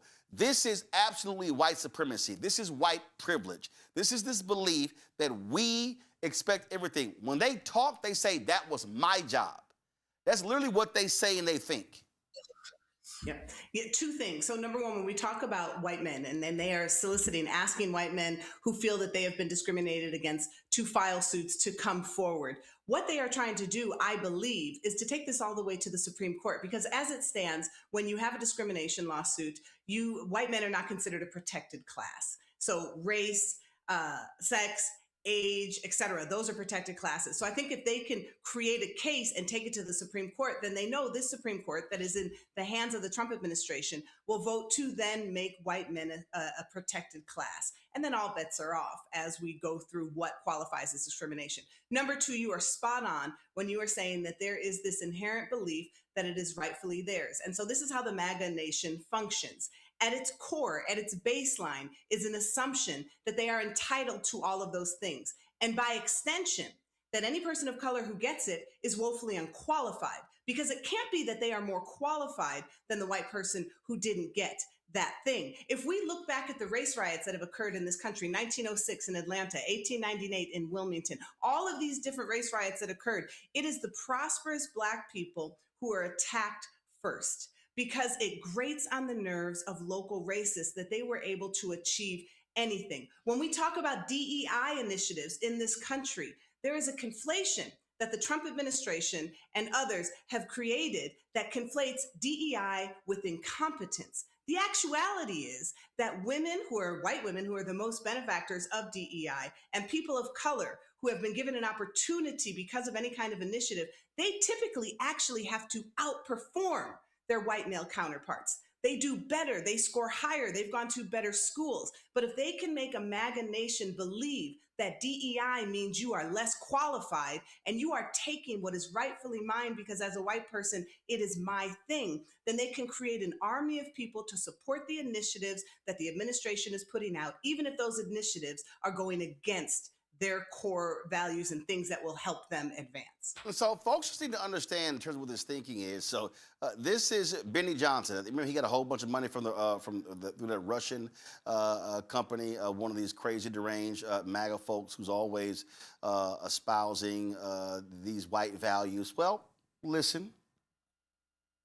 And so that's what they did in the military. They actually targeted the military specifically, installed the wokest, weakest, saddest, most wicked generals in American history, and they used the military not for war fighting, but for societal and social experimentation with their pagan religion. Remember the recruitment ads from the Biden era? I marched for civil rights with my two moms, and that's why I'm in the Army. What? What does that have to do with war fighting? This has not, I mean, again, it was a contagion, a wokeness contagion that traveled through the ranks of the military at light speed by design because they were able to perform institutional capture and try and convert this entire organization to their religion. And that's what they did. And it was very dangerous. And it weakened America. And everybody watched what happened in Afghanistan, and everybody's watched what has seen what's happened over the last couple of years with our military. Recruitment numbers through the floor. Because young men who fight and die in all your wars don't want to sign up to serve under someone who attacks white rage. White rage is how you win a war. That's how America's always won wars. Idiots attack white people. They don't want to serve for leader. Young white men don't want to sign up for leadership that doesn't know what a man is or that hates white people. And then they'll go, why do we have a recruitment problem? Because we don't want to be part of your pagan religion. I mean, because we want to live normal lives, upstanding moral lives. We have a moral and good nation. That's why. And this is what they done, the military. And this is what's being undone right now. And this is why young men are signing up at record numbers. To understand, folks, and I keep telling y'all, they hated what took place after George Floyd was murdered. They hated the response. But the response that these white conservatives hated, they hated that young white people and Latinos and Asian Americans were so shocked and stunned by the callous murder of George Floyd that they began to respond. So they said, oh, no, we can't have that. People like Benny Johnson, oh, yeah, people, these MAGA people, they said, oh, Project Heritage Foundation, Project 2025, they said, oh, no, we can't have that. No, we got to destroy Black Lives Matter. We have to destroy the movement. They attacked BLM, like they attacked, like they used COINTELPRO to attack civil rights organizations. The exact same thing. That was 2021. 2022, all of a sudden, critical race theory. This Christopher Rufo and his whole group. 2023, let's attack woke. 2024 is attack DEI. So they attach woke and DEI to everything. And so the white rage that Benny Johnson's talking about is they want to enrage white people. You have studies now where white people believe that they are twice as likely to face discrimination than black people. How many white folks have you heard impacted by redlining? How many white people have you heard who have had to deal with homes being appraised at a much lower value than the black? Y'all, come on. But this is what it is. Because what is happening, Terry Ann, in this city here, what they cannot stand, they cannot stand black success. And so it's, you're here because you're DEI. No, I'm here, I can kick y'all ass. See, that's what they can't stand. So what's driving them crazy is they don't have to compete. So these young white men who are like, oh my God, I couldn't get a writer's job in Hollywood. Really? And now what have you seen? The videos put out. UCLA, they put out last 5 years. No, not last 5 years. Last year, it was the whitest in terms of showrunners and leaders of shows, the whitest in 5 years. Because what Donald Trump has said is, y'all forget diversity. You ain't got to hire diverse people. So you now have permission. Go back to how you used to hire, hiring your friends, hiring your friends' friends. And so what they want is they want whiteness. What they want is they actually want Jim Crow America, just minus the colored fountains.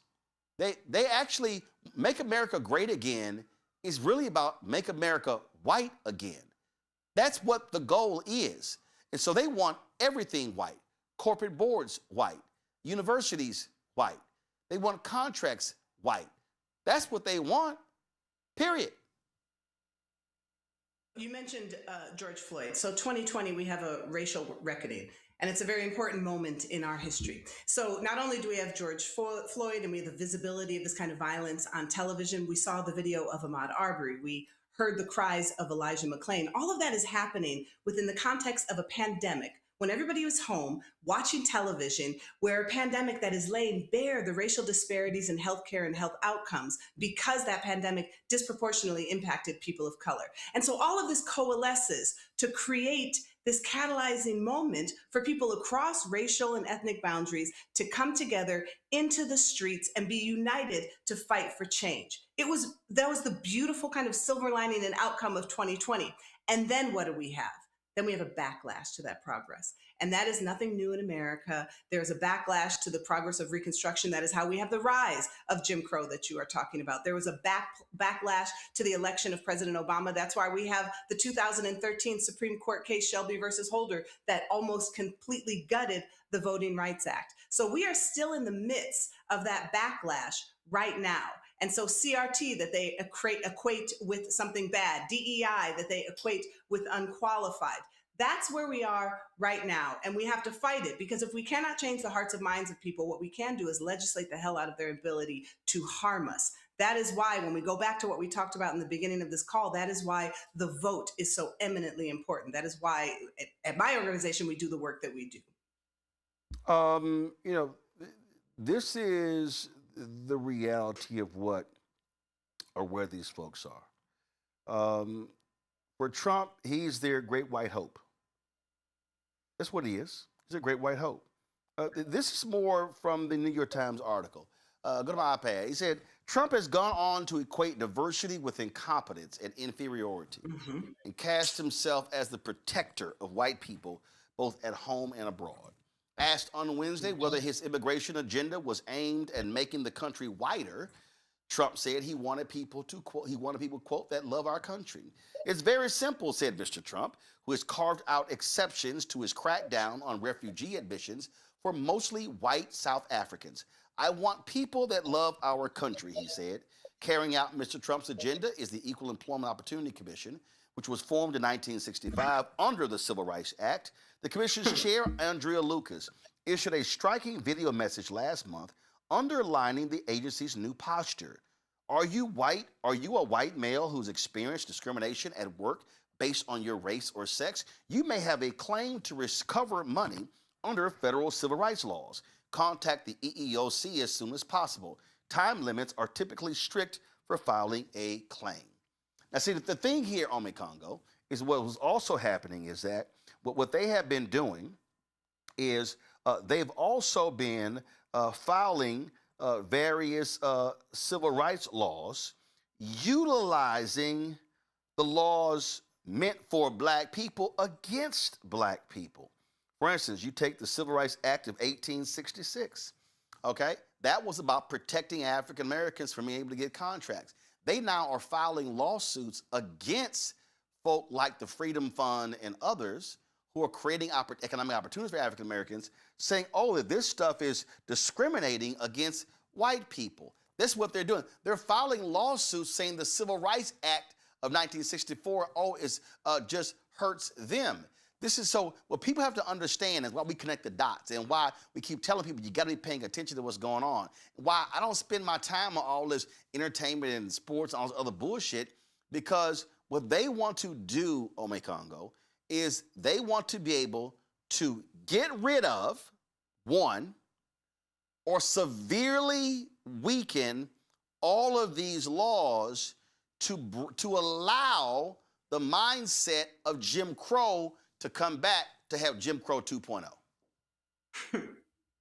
Absolutely. I just submitted my manuscript for my next book on trigger words, and it talks about how these guys, Republicans, MAGA, even some liberals, use certain words to trigger people to do what they want, to basically do their bidding or unleash a lot of the hate that was already in them. And so you can see that Trump will never fully answer that question. He'll just say, we want people that love America. But then you'll see him in a press conference, a few weeks earlier when he says people from Somalia hate our country and they're garbage people. And so he's making it clear who he wants. Stephen Miller, the same thing. They'll never say it directly, but they'll just put out policies and they'll use language like, we want people that respect our civilization. J.D. Vance will say things like, 20 illegal immigrants in a house, it's not who speak all these different languages. It's not compatible with English-speaking neighbors. They run down the list of all of these trigger words, and like you said, it's just all racist. It's not even dog whistles, it's bullhorns, and we're all clear about it. And I wish more of these journalists would be more aggressive, obviously they're scared, to do it because they want to keep their access about this line of questioning, but it's they're saying enough that we should already know because it's coupled with their policies. It's like James Baldwin said, before, I don't know if you're racist, but I know that I'm not in your unions. I don't know if you're racist, but you run down the list. Every single action that they take is racist. When they make these job cuts, and even within the federal government, they're primarily keeping the white males in these departments, whether it's the Department of Education, run down the list. And so when you see their actions coupled with what it is that they're saying, just because they're not saying the N-word, just because they're not saying black, every single policy that they have is designed to destroy and defund Black America. And like you said, just make it, just like what they're doing with Obamacare, right? Just make it so weak, so diluted that it's already gone. And so in using civil rights acts against us in our own, in the work that we're doing and putting out these bullhorns to let people know, hey, we're coming out here to protect y'all in every way, shape, and form, he has made it clear that this is an administration that is designed to protect white people and specifically white men. And they are not going to make any bones. They're not going to make any apology about it. They're going to claim it. They got whole networks out there that are going to supporting them in this mission as well. And once again, Trump said the only thing that can stop him is his own mind and his own morality. And when it comes to black people, he doesn't have any. See, Terry Ann, what drove that tweet from the head of the EEOC was this article right here. So this white man, Jacob Savage, did this post in Compact called The Lost Generation. And all this thing boomeranged all across social media. And these white folks were just going crazy, talking about, oh my goodness, and how amazing this was. And so one thing the article says in here, it talked about how DEI hurt, look at this, how DEI really hurt white millennial men. And the doors seem to close everywhere and all at once. In 2011, the year I moved to Los Angeles, white men were 48% of lower level TV writers. By 2024, they accounted for just 11.9%. The Atlantic's editorial staff went from 53% male and 89% white in 2013 to 36% male and 66% white in 2024. So he's saddened that it went from 89% white to 66%.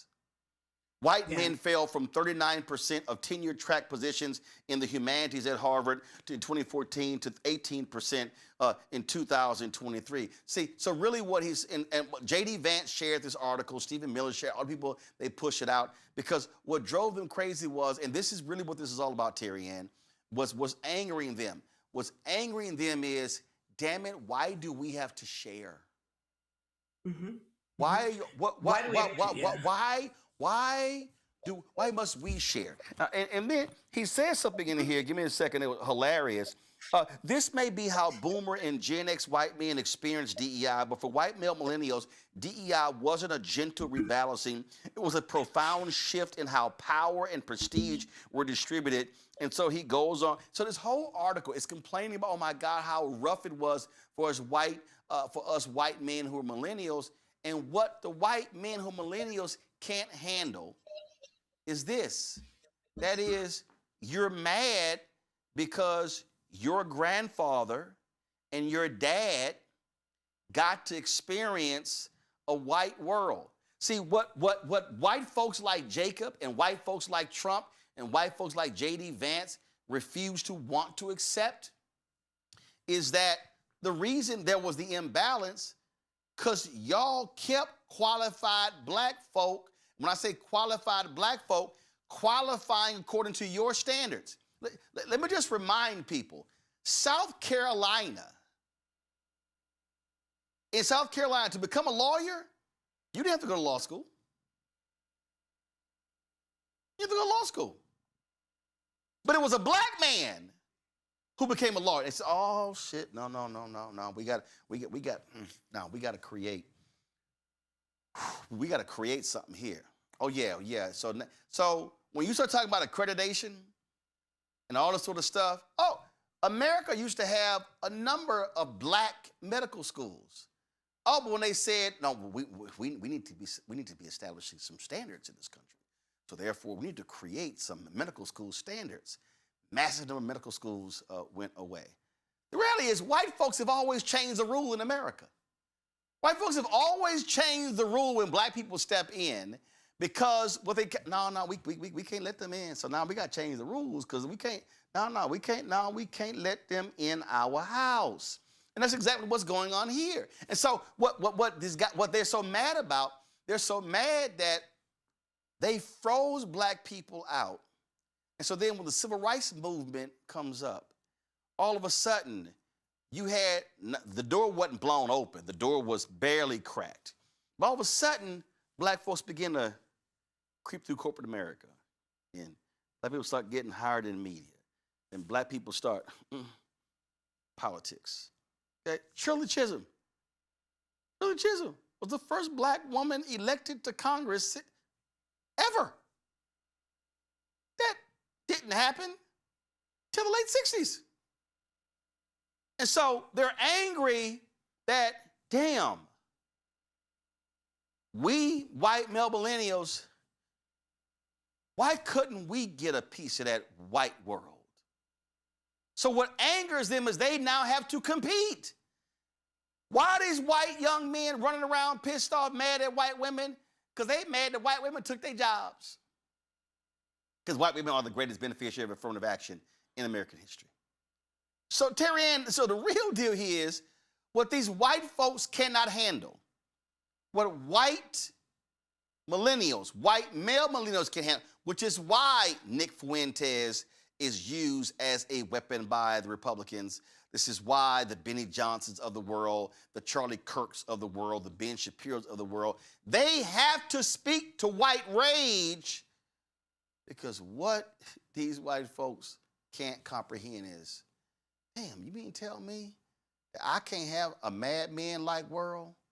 Damn, I can't have a world my grandfather used to be able to smack a woman on the ass and grope her and pop the back of her bra strap. I can't act like that in the workplace because all these damn laws, these damn rules.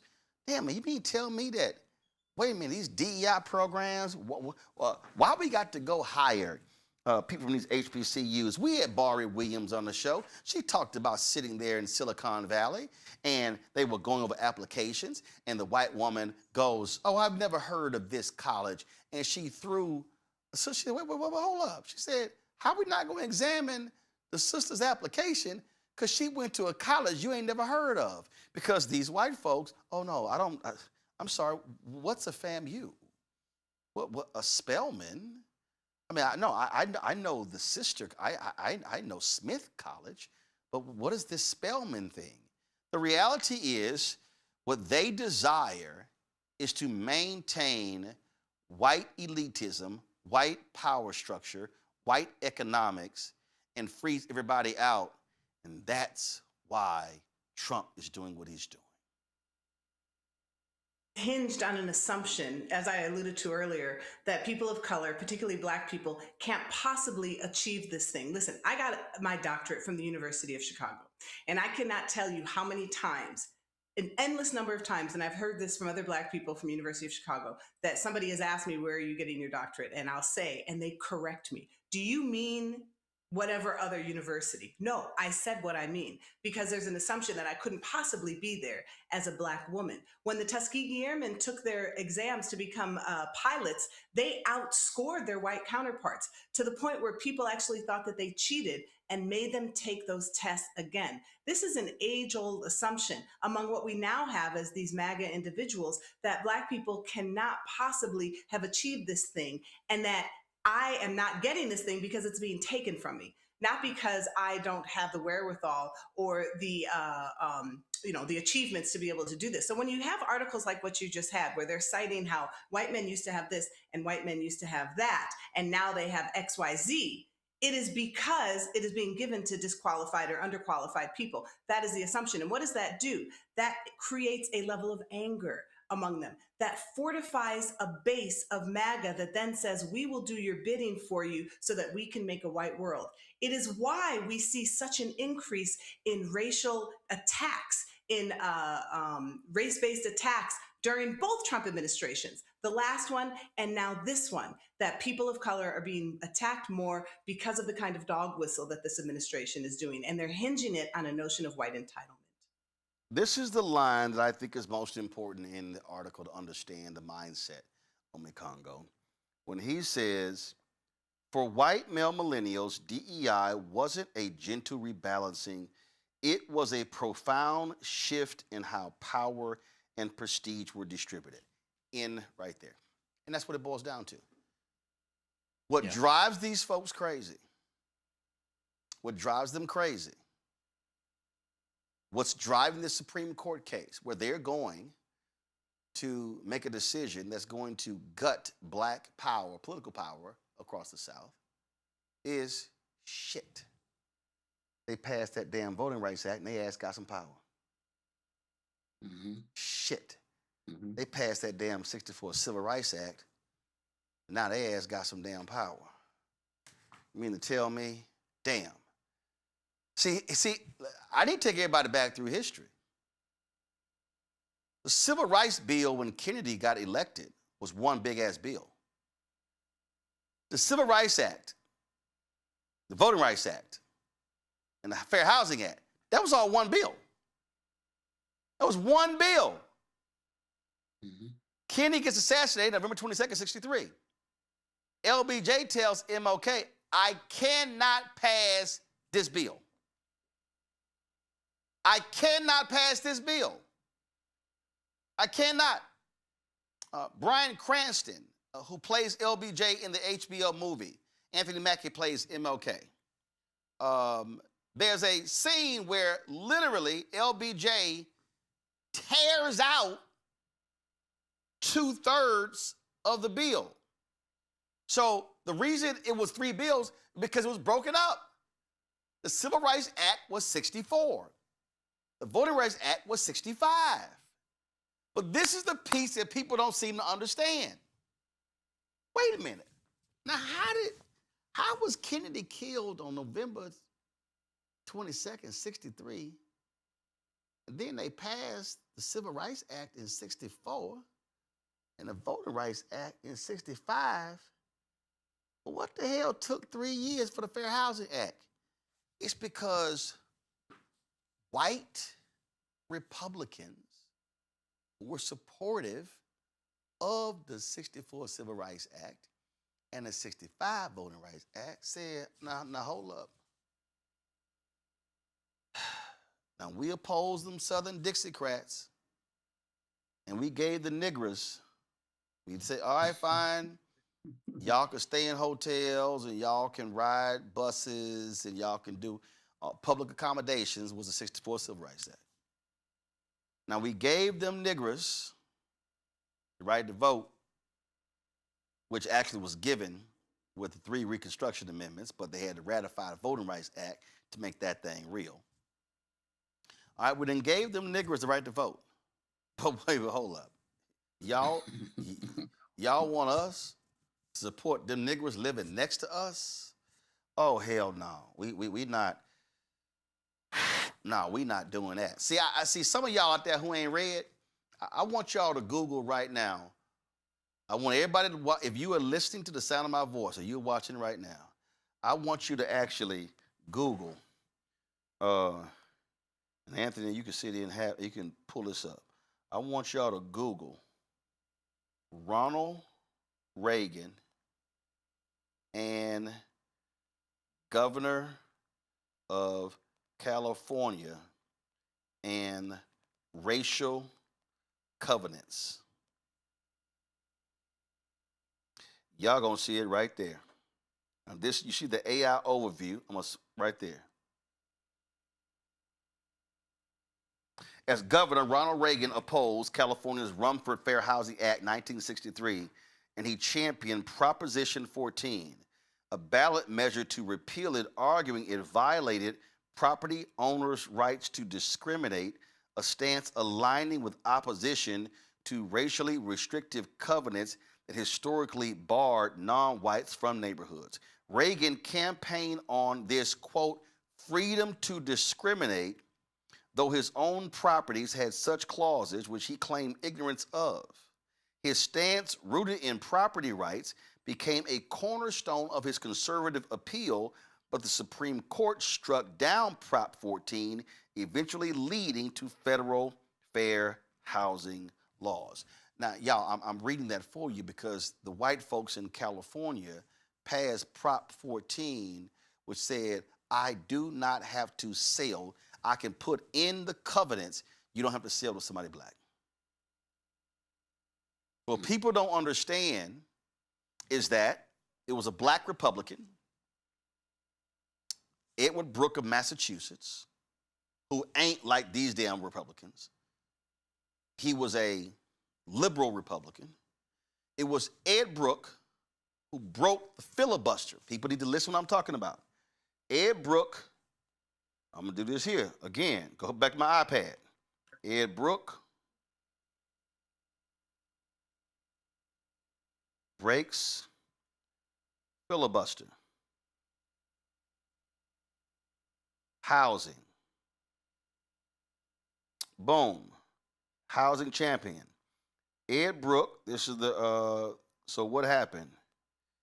Ed Brooke fought for housing, and what ended up happening was you had all of these, let me pull up a separate story, all of these folk right here, how Brooks helped destroy public housing. That was public housing.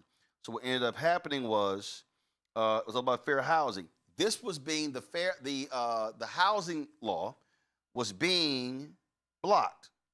The housing law was being blocked in the United States Senate. Ed Brooke brokered to break the filibuster to advance the 1968 Fair Housing Act. That happened in February of 1968. Now some of y'all, now y'all going, okay, hold up. Then you're going, wait, I don't understand though. Wasn't the Fair Housing Act like signed later? Yeah, it was signed later. It was signed later. You know why? But mess y'all up. The Republicans were blocking it in the House. What happens? King gets assassinated April 4th, 1968. LBJ, again, this what happened when you read, LBJ and letter to House after MLK killed. LBJ sends a letter to the House. Let me I'm gonna say LBJ in housing letter. LBJ sends a letter to the House saying we need to sign this law that King gave his life for. That's what LBJ actually did. So y'all, they fought housing in this country. They fought housing in this country. So what Donald Trump is saying and what MAGA wants to do, MAGA is desperately, can we peel back housing? Can we peel back voting? Can we peel back 64 Civil Rights Act? Y'all, you peel those three back, you literally peel back 60 years of American progress. That, Ome Congo, is their ultimate goal.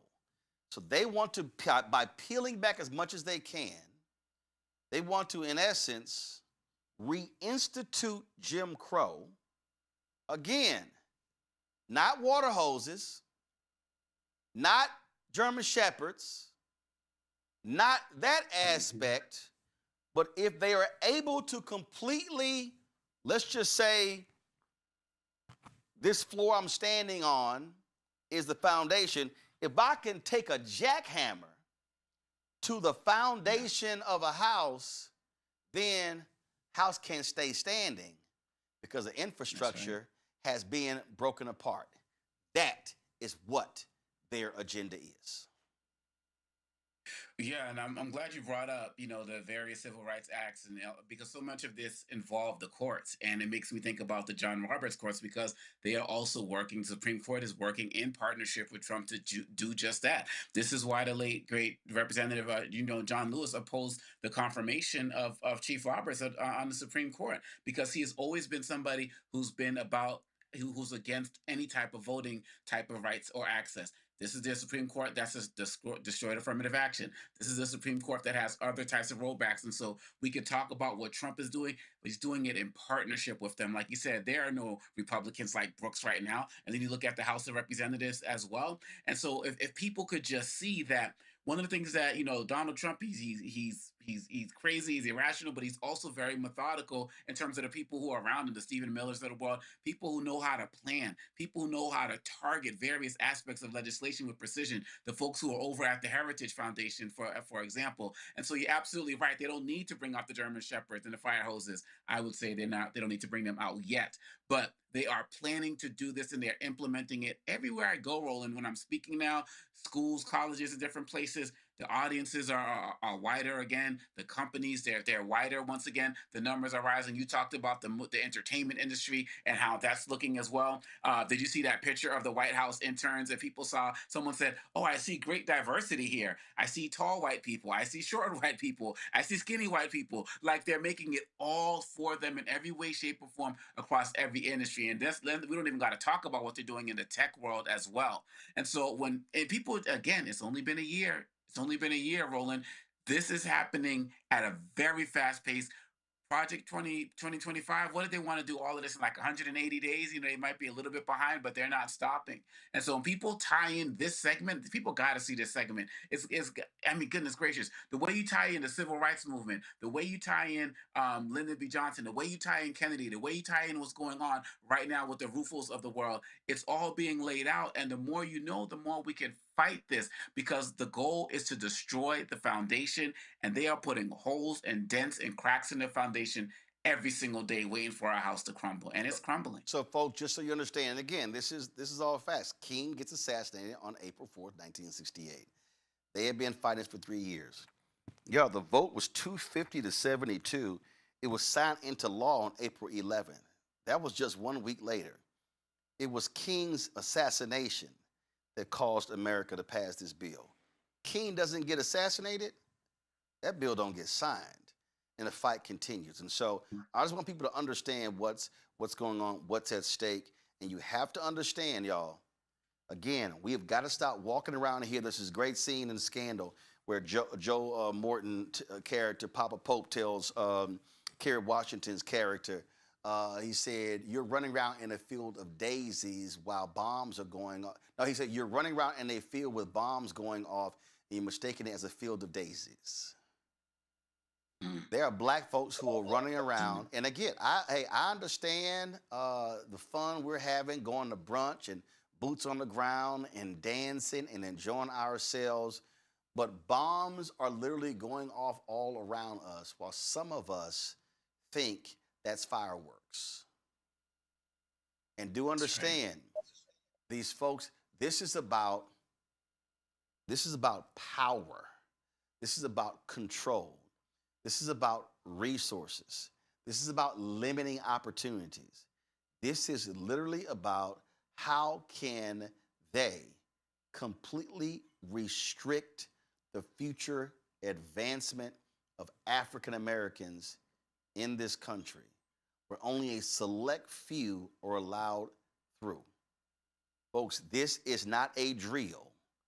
This is for real. Going to a break, we come back. We're going to talk about ICE in Minneapolis right here, Roland Martin Unfiltered on the Black Star Network.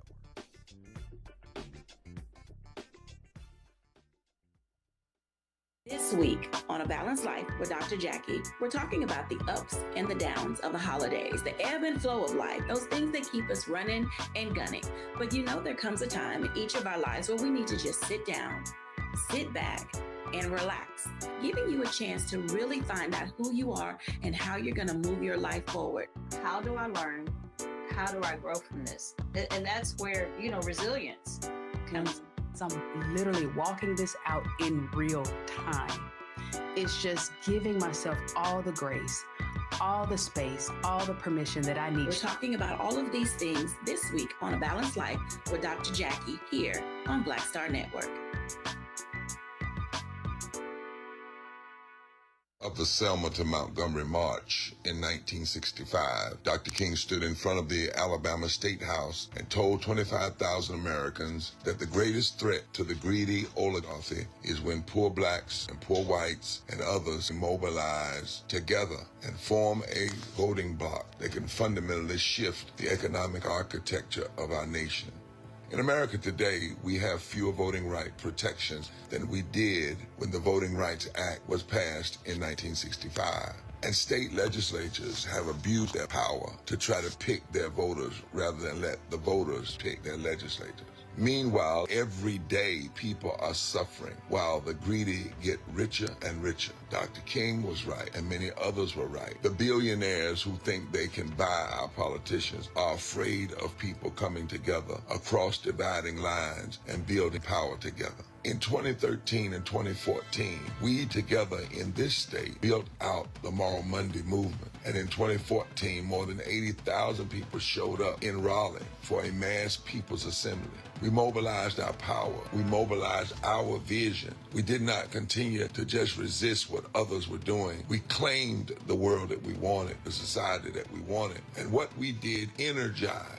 It was not partisan, it was principled. Here we are again now in 2026. And it's time to love forward together and mobilize. This is our Selma moment. And we need everybody, regardless of your race, your creed, your color, your religion, your sexuality, whoever you are. If you love voting rights for all, if you love abolishing poverty and bringing into reality living wage, if you love health care for all, if you love and grace and mercy and do not want to buy into the religious nationalism of hate and meanness and a lack of empathy, if you want to love forward together, welcoming immigrants rather than suffering ICE raids. If you love the environment and want to see it cared for rather than the polluters taking over. If you love fully supported public education. If you want to love, not hate, and to have peace and not war, to stand against unchecked militarization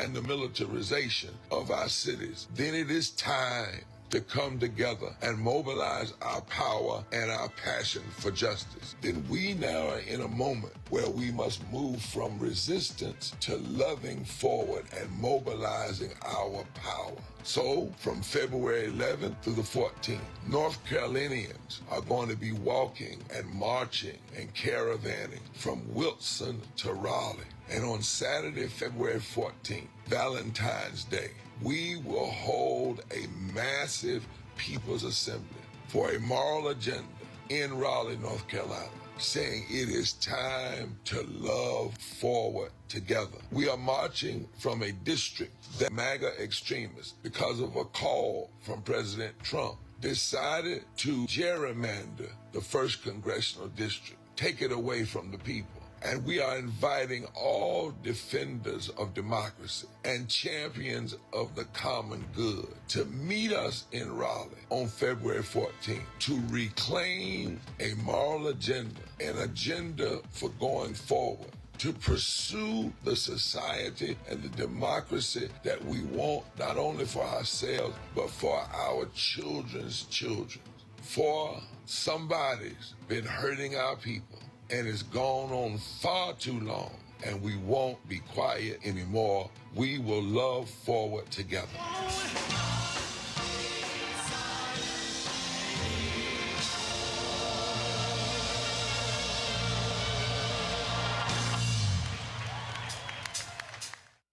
Hey, I'm Malcolm Lee, and you're watching the Black Star Network.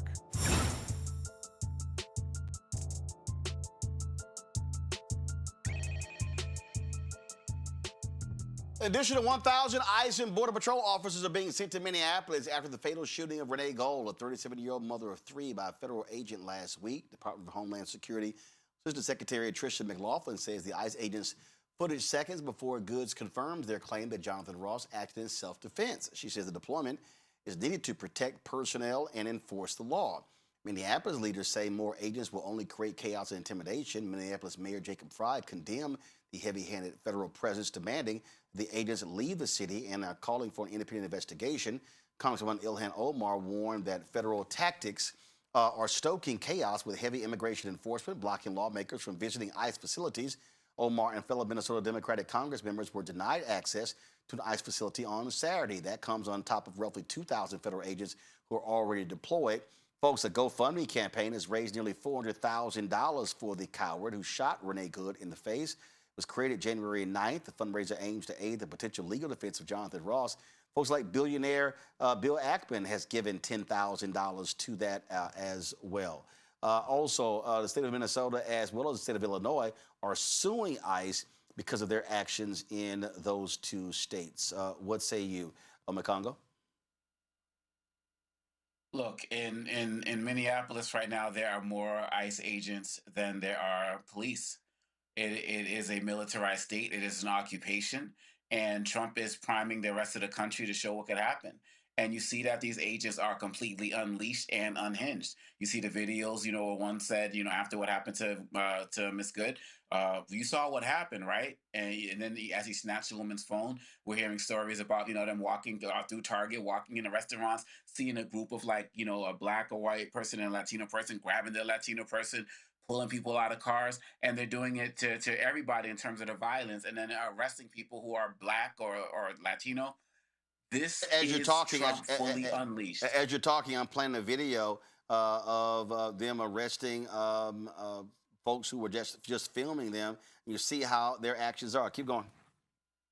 Yeah, absolutely. This is complete gangbusters. This is Gestapo tactics. They raided someone's house today and took a family, according to journalist Michelle Norris. And you just come right off the heels of J.D. Vance saying last week that we're going to be going door to door, just like in Nazi Germany.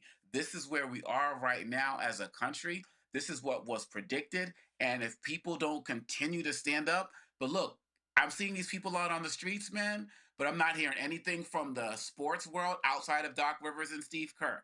I'm not hearing anything from the players. I'm not hearing anything from the business community. Target, all of these places, they're all there. Not hearing anything from any of those folks who are of the, well, the religious community has been speaking up. But at the end of the day, Roland, look at the, what was it, the Golden Globes that was last night or something?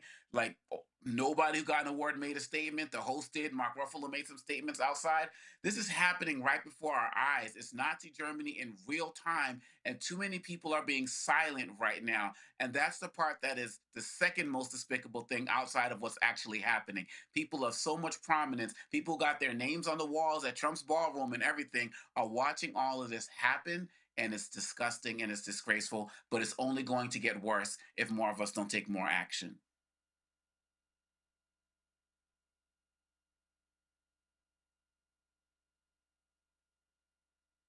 Here, you mentioned Doc Rivers, the head coach of the Milwaukee Bucks, speaking on this issue. This is what he had to say.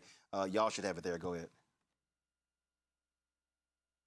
Told LeBron to shut up and dribble, and that kind of sparked a much larger conversation about who gets to have an opinion about the government, since basketball players are obviously also private citizens.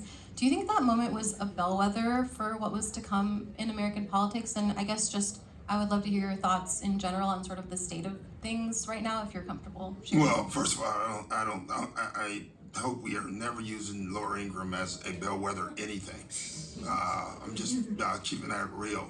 She's more of a political actor than anything. Yeah, she would sign at CNN if they gave her enough money tomorrow, and she'd be a Democrat. So I'm gonna just throw that part out. But there's been a lot of guys. I think Arthur Ashe would be the first. You know, if you just go back in history, and Muhammad Ali. You know. I think everyone should speak up. I don't think it has to be an athlete. I don't think it has to be a celebrity. I think everyday people, all of us, should speak up if we think something's morally wrong. You know, what happened in Minnesota was a straight up murder, in my opinion. And it's awful. You know, this lady was probably trying to go home and she didn't make it home, and that's really sad. So, the whole ICE thing it's a travesty. You know, it's clearly, to me, we're attacking brown people, and I just happen to be brown, and I don't think it should just be brown people who are upset at this. I think we all have to be. I don't care what side of this thing you are on politically. What's going on in our country right now is absolutely wrong as far as the race stuff. The politics, I'm not going to get into. The race stuff I will, and it's just wrong, and we have to do something. But the only thing we can do right now is keep speaking up, because it doesn't seem like they care, and that's troublesome. Last thing I'm going to say, because I don't want to stay on this, but I could. I keep thinking about kids, and when I grew up, the president was always the role model, and I think about that and the effect of being a bully, lying. How is that good for our kids? And that worries me for our future. The Timberwolves, recognized, her life and the tragic nature of her death, and it's shameful, really, that in our country we can have law enforcement officers who commit murder and seemingly get away with it. It's shameful that the government can come out and lie about what happened when there's video and witnesses who have all come out and disputed what the government is saying. So very demoralizing, devastating to lose anyone's life, especially in that matter. So it's terribly sad for her family and for her and for that city. And I'm glad the Timberwolves came out and expressed that sadness. Terry Ann, now the right wing are mad. Folks like Clay Travis are saying, "Oh, I hope this guy sues Doc Rivers and Steve Kerr for calling it murder." It's almost laughable. First of all, I'm so glad that Doc Rivers did that. And, he stands on the shoulders of giants. He's not the first athlete to come out and used his lionized position as a professional athlete or now in the coaching staff to use that as a platform to call for social change. I mean, he stands on the shoulders of Wilma Rudolph and Lenny Wilkens and Bill Russell and Muhammad Ali, as he mentioned, all of these other folks who did the same. And it becomes, in many ways, a responsibility for them. And they took it on as a responsibility. Am I saying that every athlete needs to be an activist? No. But am I saying that athletes are athletes who promote this kind of activism, social change, make a difference? 100%. They stand as examples for others. Now, in terms of them saying that he called it murder, it was murder. The Department of Homeland Security put out a longer video this morning, 3.5 minutes, and they said, this is the smoking gun, essentially. This is a video that will demonstrate that Renee Nicole Good was actually impeding their ability. I think that's the word that they used, impeding their ability to carry out their duties. The video shows nothing, but what they are relying on is their ability to say, don't believe your eyes and ears, believe us and what we are saying. Good luck to them being able to prove that in court that he said murder. And I would bet that Doc Rivers will absolutely not take back what he said because he called a spade. And what we watched was a murder. And also what we're going to watch is a mounting campaign in opposition to ICE. They are the modern day slave catchers. And one thing I can say about slave catchers, particularly after 1850 and the Compromise of 1850, is that as they were snatching people visibly off the streets, just like ICE is doing, whether people were born into slavery or free people, just like whether you're a citizen or not, they were physically taking them and placing them back into slavery. It is the most modern parallel that we have. Yes, they are like the Gestapo, but they are these slave catchers. But you know what happened because of the visibility of their inhumanity and the visibility of their disdain for people? People across racial boundaries, Black people and white people, came together and they mounted increased abolitionist efforts to stop slave catchers. That is what we're seeing today. That is why we saw protests in the streets of Seattle and Minneapolis and Phoenix and so many other cities immediately following this death. So they can ramp up ICE's presence in Minneapolis, but I think what they're going to do as a side effect of that is ramp up the opposition. We certainly will see that is happening. The protests continue, the lawsuits continue, and they are digging in, and so are those against them.